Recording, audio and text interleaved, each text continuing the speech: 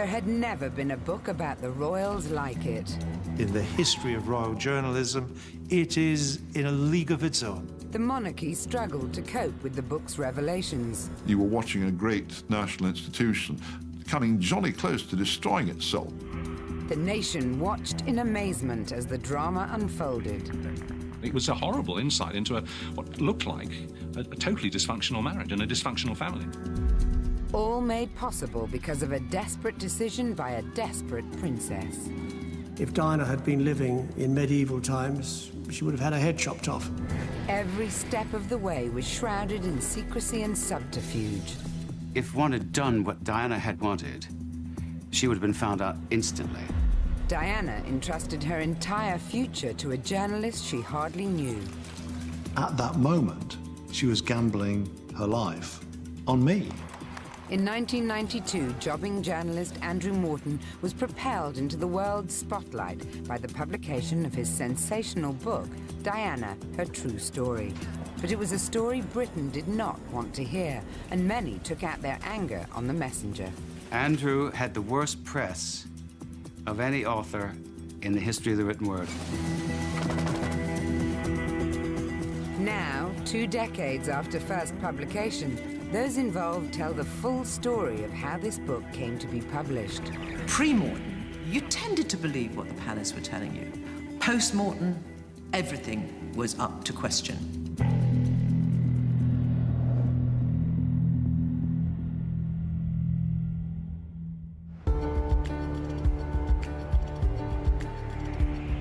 The royal family. For centuries, the embodiment of national pride, identity, and unity. On the outskirts of London, in the archive of author Andrew Morton, is evidence of a scandal that nearly destroyed them.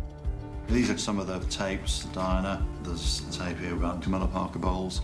The contents of these tapes are well known, but the full story behind Morton's incredible scoop that nearly brought down the House of Windsor all began in the 1980s, when he was working for a minor tabloid, the Daily Star, as a royal reporter.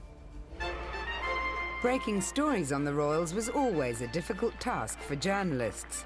Coverage had been the same for decades. Every member of the royal family was treated with respect, and royal reporters didn't speak until spoken to. But the new princess, Diana, young and modern, started breaking down those barriers.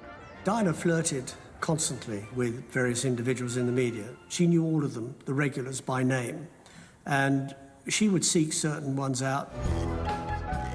One of the reporters who caught Diana's eye was the young Andrew Morton.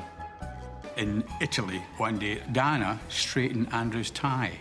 And Andrew was a blusher, and he blushed a deep crimson while everybody looked on all agog at. Morton and the Royal Rat Pack followed Diana and Charles around the world. And it tended to be the lighter side of royal life that was reported. This was because the one overriding concern of every royal reporter was, don't upset the palace. The palace was powerful enough in those days, and it was well rumoured that if they wanted to, they could get editors to sack royal correspondents they didn't particularly like. Access is essential. Every journalist tries to talk directly to the source. But for royal reporters, that just wasn't an option. The journalists following the royal family can't actually talk to their subjects. You can't go up to the Prince of Wales or the Queen and interview them and ask them things.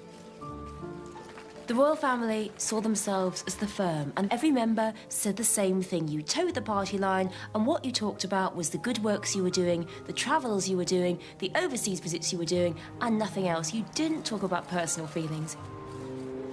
It's a shadowy world, being a royal correspondent. You do deal with the press secretaries, the official channels. If you haven't got a checkbook, then the only other avenue of contact for you, in my case, were ladies-in-waiting, the occasional friends of friends, but it was a difficult world in which to establish any true journalistic contacts. Every royal engagement was a chance to widen the network of contacts, and Morton pushed himself further than most. So the job of the royal reporter was always to look behind the theatre, to go behind the scenes, to get into the dressing room, to see the royals, as it were, without their makeup on.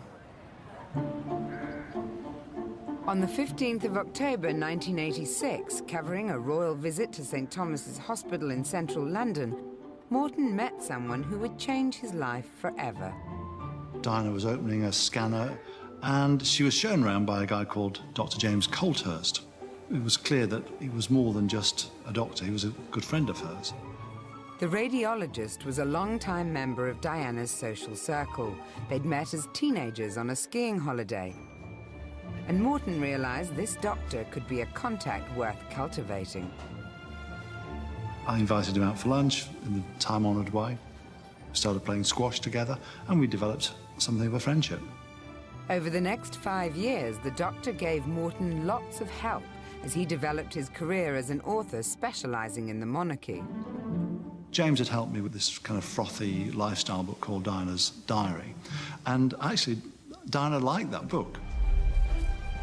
In early 1991, as Morton researched his next book on the monarchy, a rumour began circulating around newspaper offices. There was this drumbeat of stories about real friction within the royal marriage between Charles and Diana, and it was getting hard to ignore. But no one would go on the record to confirm these rumours, so this story remained virtually unreported. What I didn't know at the time was that the War of the Walesers was becoming quite intense. Diana felt that Prince Charles was living a separate life with his mistress, Camilla Parker Bowles. She was the mistress of Highgrove. Diana spent her days alone at Kensington Palace. She felt that Prince Charles had his own camp, who would always say Camilla and Charles are just good friends, and to think any more is just outrageous and a nonsense.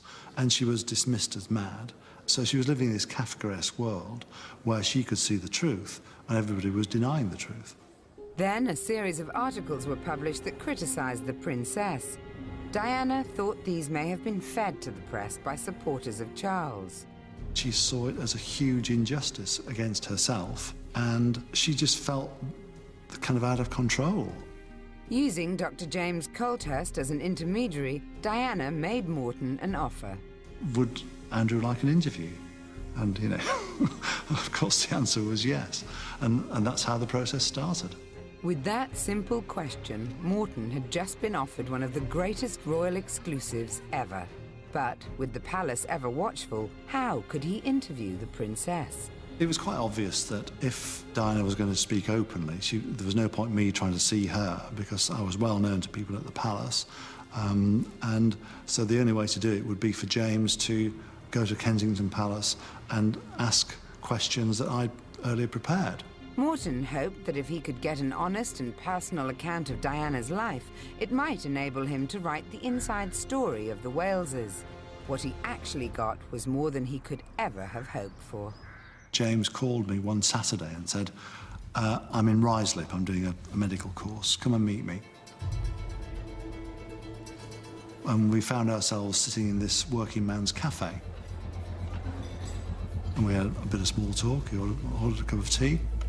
James took the tape out and I put on the headphones and started listening to Diana talking. How do I describe this? It was like he was a prisoner who had not been allowed to speak to anybody for 20 years. And she was spoken a torrent. The words just tumbled out as though she had to get the message out before the guards came. And that was the feeling that I got from listening to her talking about this woman, Camilla Parker Bowles, about suicide attempts, and about this eating disorder. I was shocked. I mean, here I was a guy who'd spent the last few years of my life following her around, and I had no clue about any of this. I wasn't allowed to touch the tape other than just to hear the few minutes that he played me, and off he went.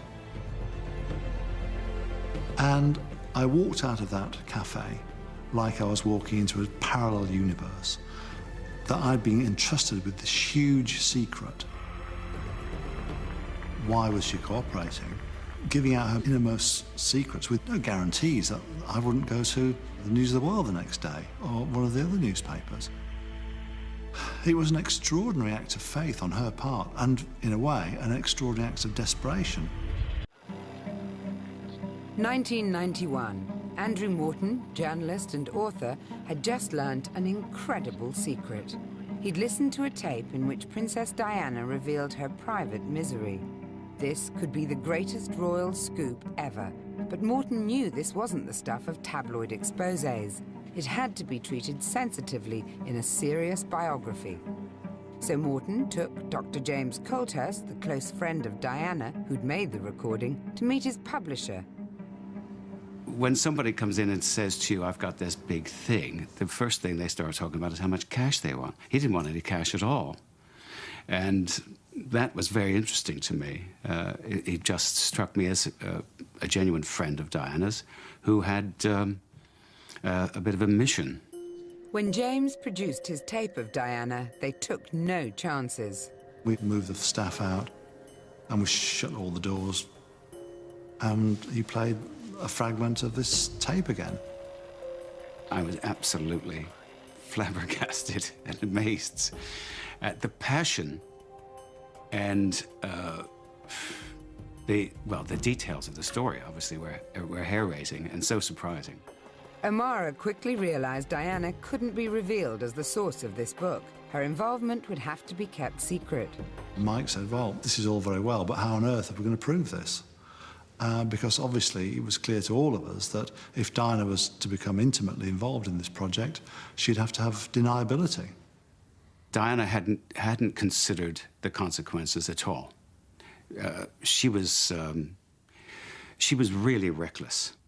She hadn't thought this through. It was quite clear if one had done what she wanted, she would have been found out instantly. Their fear was if Diana was discovered as the source, the palace would use its power to stop her, and the book would never be published. So Morton and his publisher came up with a plan. Andrew would go out and interview a lot of the very closest friends of Diana and use them as Diana's voice. So when we discovered something from Diana, we got other people to say those things. And so the secretive process of interviewing the princess began. I would be writing questions for Diana, and James would go along to Kensington Palace, go to her sitting room, and she'd come in, lock the door because she didn't want some butler listening in at the keyhole, and James would start asking questions. He'd just literally go through the list. For each startling revelation, Morton needed someone to back up the princess. Diana even approached some friends herself, asking them to cooperate, such as old school friend Carolyn Bartholomew.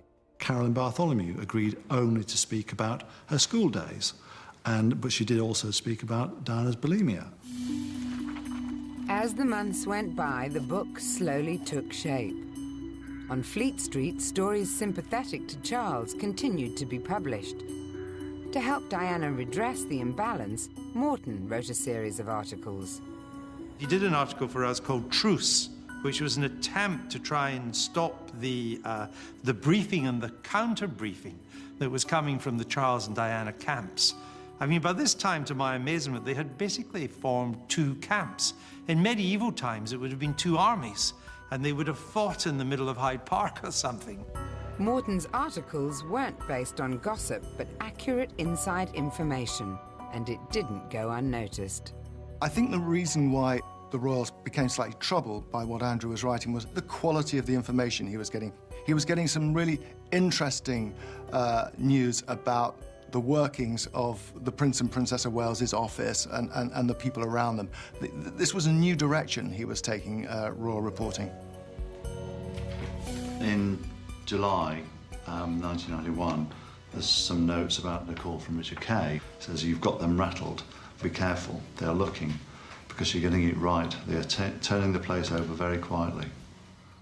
Someone from the palace, I believe it was one of the private secretaries of the Prince of Wales, had called me up and asked me, had I seen Andrew, did I keep in touch with him, and did I have any idea where his stuff was coming from? And just by that, I knew it meant that they were concerned about it. A few weeks after that, actually, my office above an Indian restaurant was broken into. The door was broken. Files were rifled through, a camera was taken.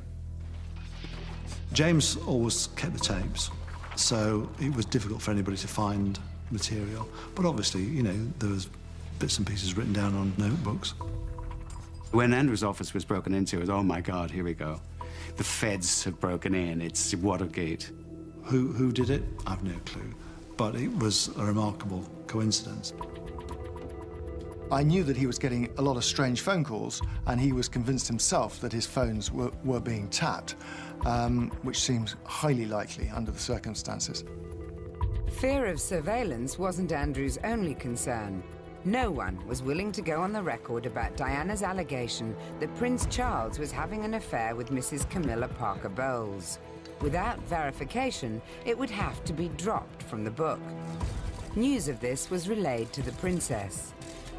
She was furious, and she was at Balmoral at the time, and she went to Prince Charles's briefcase and found a handful of letters and postcards from Camilla. She gave them to James, he let me have a look at them, and they left me in absolutely no doubt whatsoever that this was a relationship that was ongoing. Even that wasn't enough to prove that they had a sexual relationship. So we went to see a top libel lawyer, charged us £3,000 an hour, even in those days. He quite simply said, you can't publish that. He said to me, Mr. Morton, who do you think a court's going to believe, you or Prince Charles? I said, well, OK, we know they're having an affair, you know they're having an affair. We can't say it that way. How can we say it? And then he started earning his money. He said, if you don't talk about their affair, talk about a secret friendship. That might help you through your difficulties. Armed with these magic words, Morton completed his manuscript. His next step was to send it to Diana for approval. At first, She would delete whole sections. anything to do with anybody that wasn't her, she would delete. So what we were afraid of was that the message was going to be blunted. There's one piece here that she's deleted that her first thought was of Camilla. She walked down the aisle at St Paul's Cathedral, seeing her in her grey dress and her grey hat. And I said in a note to her, these are key pieces of evidence and absolutely crucial to the story. The whole Camilla theme is blunted without this factual evidence. To give her great credit, she recognised the fact that what she said had to go in the book and what she knew to be true had to go in the book. And so her alterations are very few and far between. February 1992. Andrew and his publisher knew that the finished book would cause a sensation. To maximise publicity and income, they needed a deal for newspaper serialisation. With an asking price of £250,000, they headed to Wapping and approached the Sunday Times. I turned them down. I said I didn't believe it. I said rather sniffily, this is better off in a tabloid, not in the Sunday Times. And I thought, bloody hell. Honestly, I've got the hottest property in the world. None of these guys want it. Serialisation was key to the book's success, so Morton took the initiative. He made a call to a female friend of Diana's who had influence at the Sunday Times. A couple of people, much more establishment types than me, said, you know, Andrew, there could be some truth to this. We've heard things too. People who knew Diana's close friends. So we decided to have a look at it again. So I called Andrew Morton back in to grill him much more, and he stood up to the grilling. So he said, yes, we'll serialise it. Serialisation was a big deal because it gives the seal of authenticity. You've got a big newspaper group behind you. And this book needed some friends. The aim then was to try and keep it as secret as possible, because the word was out. Every journalist was desperate to read the book's contents, so a decision was taken to print at a secret location in Finland. Bizarrely, someone managed to find out, and hardly anyone knew about it, but the Finnish printer told me that some guy turned up pretending to be me. And he turned out to be a Fleet Street tabloid journalist. Turned up the plant saying, I'd like to go off with a set of page proofs, please. They were obviously incredulous and phoned my office and found me sitting behind my desk. As rumours circulated about the contents of Morton's book, some inside the palace began to question Diana herself. I said to Diana, I want you to look me straight in the eye. What do you know about Andrew Morton's book? And she did look me straight in the eye. And she said, I don't know anything. I've heard about it, but I know nothing. Serialization drew nearer, and the enormity of her actions began to dawn on Diana. As we got closer to publication day, she was definitely getting nervy. As D-Day approached, she said to a few people, I think I've done something that's going to change my life. Diana was putting an end to her royal life with this book, whether she fully realized it or not. She was going to have to face a different world. The night before, I remember sitting in the office in Wapping, pouring myself a whiskey, sitting on my own. You know, editors are like football managers. When things go well, you're a hero. When it goes badly, you have no friends at all. And I just sat in my office, and I knew that this was make or break. I was really nervous, yeah. I mean, it's a bit like someone who's been over the top in the trenches. I felt exactly that kind of feeling, that I was going to be shot to pieces by a fusillade from the mass media. The first edition that said Diana driven to 5 suicide attempts, I have to say I gulped, because I thought, this is it. This is the sharp end of it now. I was very concerned whether or not writs were going to be flying, whether I was going to get a phone call from Andrew Neil saying, I've got 2 policemen in my office, and they're threatening to put me in prison. Rupert Murdoch called me, and he said to me words to the effect, it's now going to be really difficult for you. They are now going to come for you, no holds barred, and they are not nice people. Sunday, the 7th of June, 1992. The shocking revelations contained in Andrew Morton's book, Diana, Her True Story, were published in the Sunday Times, and the world was stunned. The furore when that first edition hit the streets was incredible. Diana, according to serialization, had tried to commit suicide. What? I said, oh, rubbish, you know, Sunday rubbish. There was a chunk of the press that didn't regard it as a scoop, for the bizarre reason that they thought he should never have written it. And they didn't want to give him any credit, and of course they didn't want to encourage others to get involved in this sort of thing. Most of our readers just didn't want to find this in their newspapers. It is characteristic of the English middle classes that they know there are lots of nasty things going on out there, but it doesn't mean they want to know about them. That hypocrisy is absolutely fundamental to English middle class life. The public didn't want this to be true. They didn't want Diana to be miserable, unhappy, sad, all those things, depressed and bulimic and wanted to kill herself. They still wanted the fairy tale. Some inside the palace, who knew what had really been going on in the marriage, were angry Diana had broken protocol. My immediate reaction was stupid woman. There was no other thing to say. You know, how stupid can you get?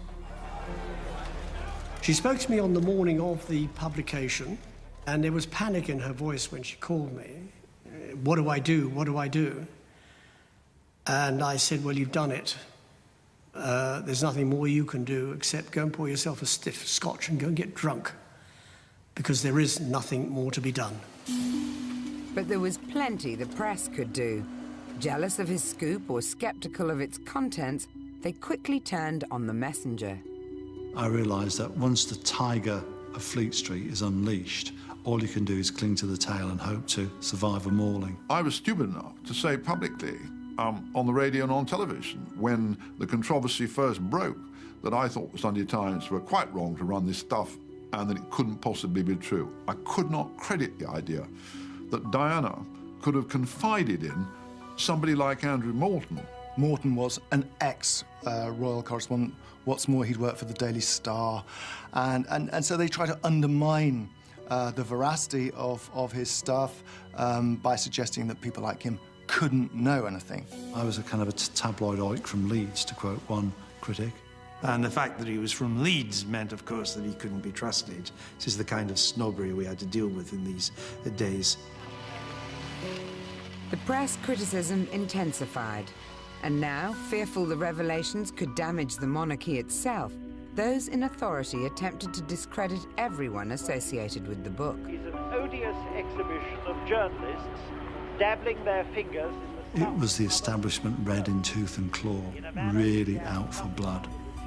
The chairman of the Press Complaints Commission talked about dabbling in the stuff of people's souls. I had somebody in the Brigade of Guards who wanted to horsewhip me. You got the Archbishop of Canterbury talking about the effect on the boys. I had politicians who wanted to send me to the Tower of London. Then you get calls at 9 o'clock at night from people saying, we understand there are people with blazing torches who are going to burn your house down.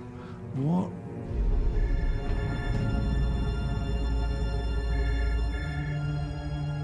Death threats were made by an Irish paramilitary organisation of some kind to my publishers and passed on to Scotland Yard, and they took it seriously. It wasn't just Morton who was fearful. The media spotlight was now focused on some of the book's contributors, like Diana's old school friend, Carolyn Bartholomew. Had she betrayed her friend? I really can't comment. If the book and those behind it did not have the princess's blessing, Diana's story was in danger of being lost. The princess needed to do something. She was due to see Carolyn Bartholomew, and she was having serious cold feet about going. And James spoke to her, Carolyn spoke to her, and said, you know, you've got to go. You've got to show support for your friends, because they've stuck their necks out. Diana agreed to the meeting, and Morton decided to play the press at their own game. He phoned all the major newspapers anonymously alerting them to the princess's visit. About 7 o'clock at night, Diana turns up, and William, Carolyn's husband, calls me and says, there are no photographers. Photographers had turned up, but had missed Diana's arrival and left. So Morton phoned an old friend he knew he could trust. I'm at home in Chelsea, and the phone goes, and the voice says, are you able to go to Caroline's house, be there for 9 o'clock, and Diana will be leaving at 9? You'll be on your own. Yes, I said. This never, ever to be spoken about. Right. So I go round, I get into the street, walk 50 yards up, camera ready. 9 o'clock, the door opens. I thought, crikey. Out comes Diana first, followed by Caroline and her husband holding the baby. She gave Caroline Bartholomew this enormous hug. Well, you wouldn't do that to someone who had betrayed you. And we took this as a clear visual symbol that Diana was telling the world that actually she had authorized what Caroline Bartholomew had said. Still, we didn't know that Diana had spoken, but if her friends had said it, then, and Diana had told them to, then it gave a whole new edge of veracity to the book. It wasn't necessarily endorsing. It was just Diana being manipulative when it came to the media. She once told me she was hunted and haunted by the media. But if you caught them on the one hand and rubbish them on the next, well, you can't help but being hounded. If you're asking for it, then it's going to happen. You can't pick and choose when they're going to do it. Although the photo convinced many the book had Diana's approval, others were still reluctant to believe it. Some of my executives, who were much more savvy and sensible than I was, formed up to me, not once, but repeatedly, and they say, Max, you've got to get real. The Morton story is true, that all this is for real, that Princess Diana has confided in this guy. She is unbelievably unhappy. This marriage is cracking up. You have got to start reporting this story. And I hung on and hung on, going on digging my hole ever deeper, insisting that this couldn't be true, that Diana couldn't possibly have done this.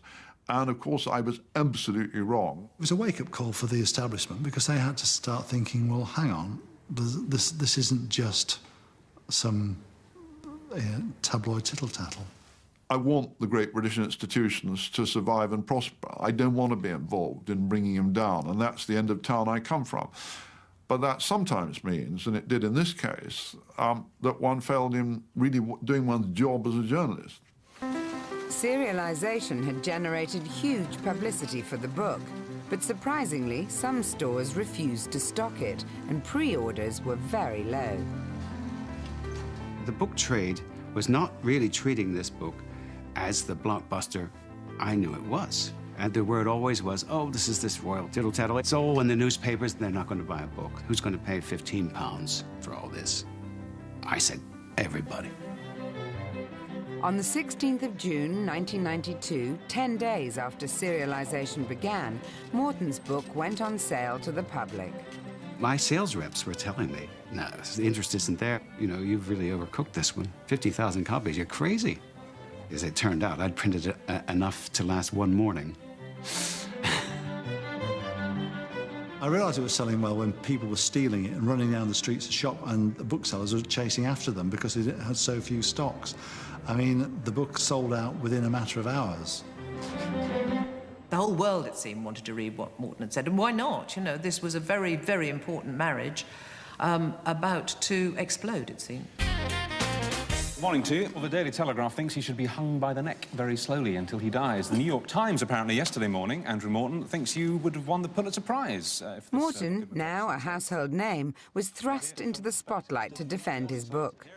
He was very inexperienced at television in those days and quite nervous.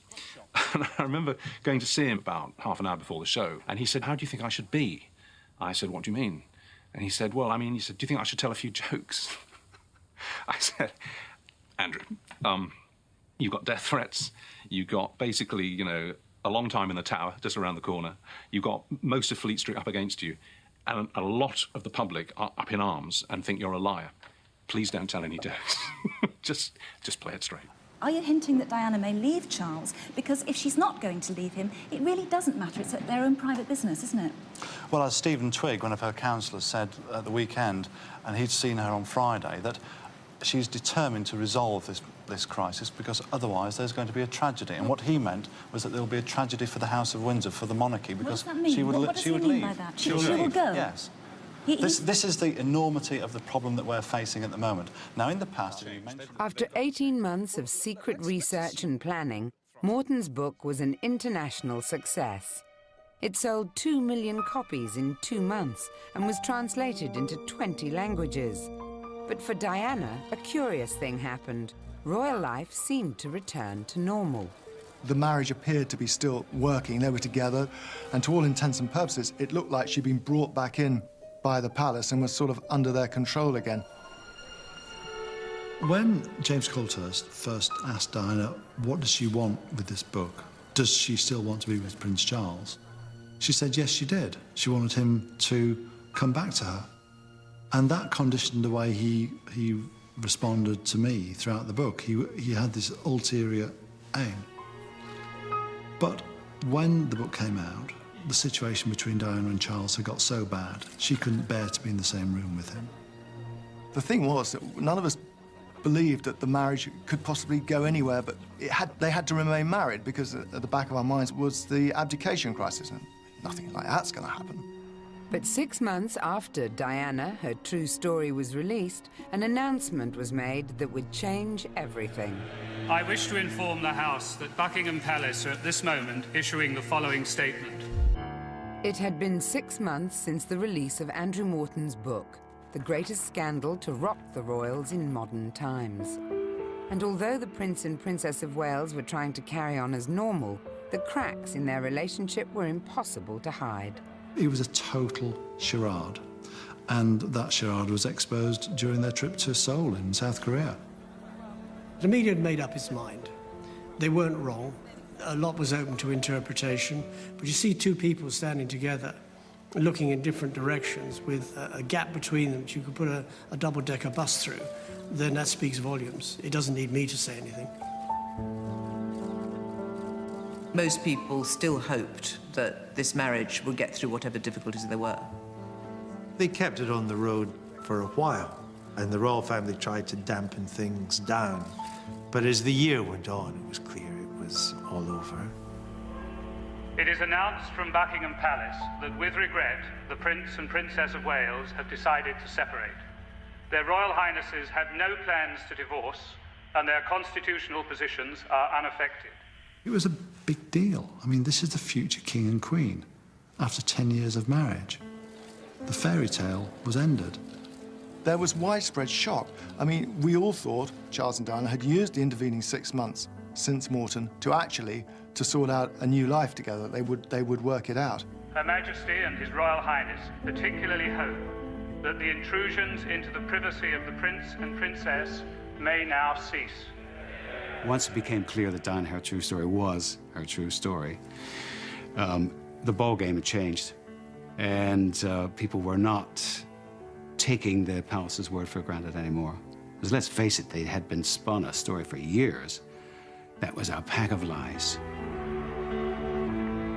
I remember having a conversation with one of Prince Charles's press secretaries at the time, and he says, well, of course we knew all this all along, but we couldn't say anything. I said, well, you were feeding us a lie then. You were lying to us, in short. Yes, but we had to. I mean, think about the alternative, and I can see their position. But yes, we all thought that we'd been conned somewhat. The press no longer took the palace at their word. They were determined to uncover the next big scandal. It was open season on the royals. Royal reporters were on a warning, I suppose, from their editors to go out and get something. So there was a lot of digging going on. We probably were more aggressive in the weeks and months after the Morton book, simply because we felt that there must be more than this. Would you run out of film?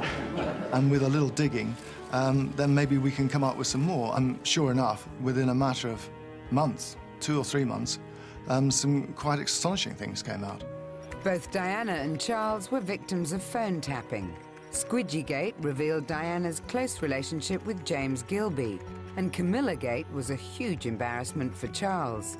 These tapes had been sent to the press years earlier, but were never published for fear of upsetting the palace. Morton's book had opened the floodgates. These tapes had been around. They'd been around since before Morton's book. But suddenly, in that febrile atmosphere, I mean, in the summer of 1992, there suddenly seemed an appetite for anything and everything. After this humiliation in the press, Diana and Charles went on the offensive. Both gave television interviews that were every bit as frank as the revelations first exposed in Morton's book. I said to the Prince of Wales' private secretary, you're all bonkers. This is absolute madness for the Prince of Wales to tell all, to put his side of it. And the private secretary, Richard Aylard, he said to me, but we've got to do something. And I said, but why? I said, the Queen's done brilliantly by doing absolutely nothing all these years. It was airing dirty washing in public. Unfortunately, being members of the royal family, your washing is already being aired for you without you having done anything about it. But when you start doing something about it, then the lid's got to be put on it. And that's when the Queen stepped in and said, OK, you two, make up your mind. Are you going to stay together or are you going to get divorced? But this can't go on like this, because it's damaging the institution. 4 years after publication of Diana, Her True Story, the future King of England and his would-be Queen were divorced. Diana immediately cut all ties with the palace and tried to resume a normal life. The press kind of backed off, but there's a group called paparazzi who didn't back off. They saw a very fast and lucrative buck to be made, and they pursued her relentlessly. She couldn't move anywhere without a lens within feet of her face. Because she had no protection, she had become a business for freelance photographers. Just like, you know, wolf cubs. Once she ran, they ran with her. Diana told me how she felt hounded by the press, how she didn't use the word hounded, actually, she used the word raped. She felt raped by the press. I got to know Diana, not well, but as well as most newspaper editors at the time did, and she was a very sad and lonely figure.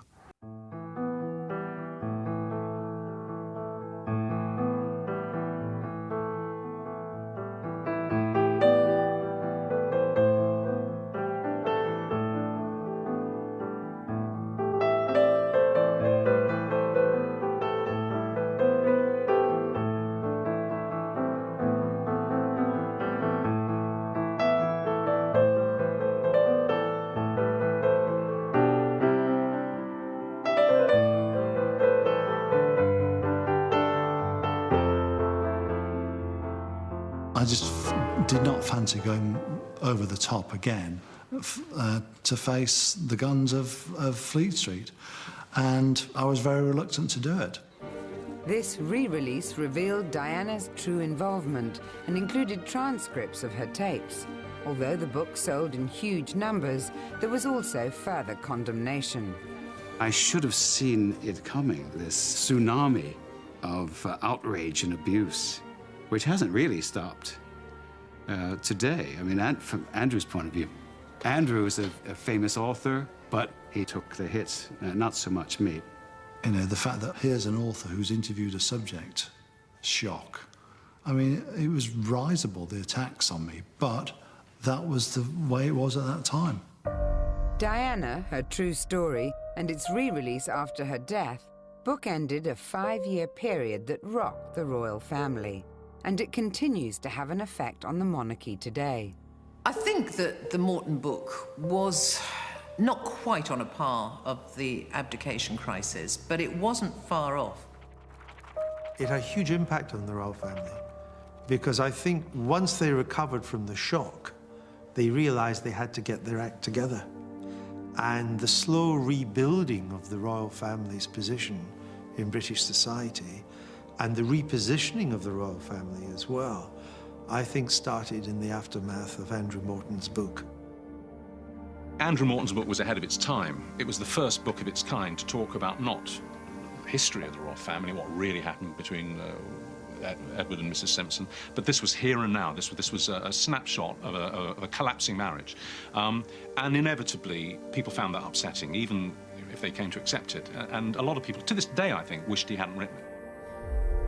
It was one of the few times a book changes history and changes what is actually going on at the time.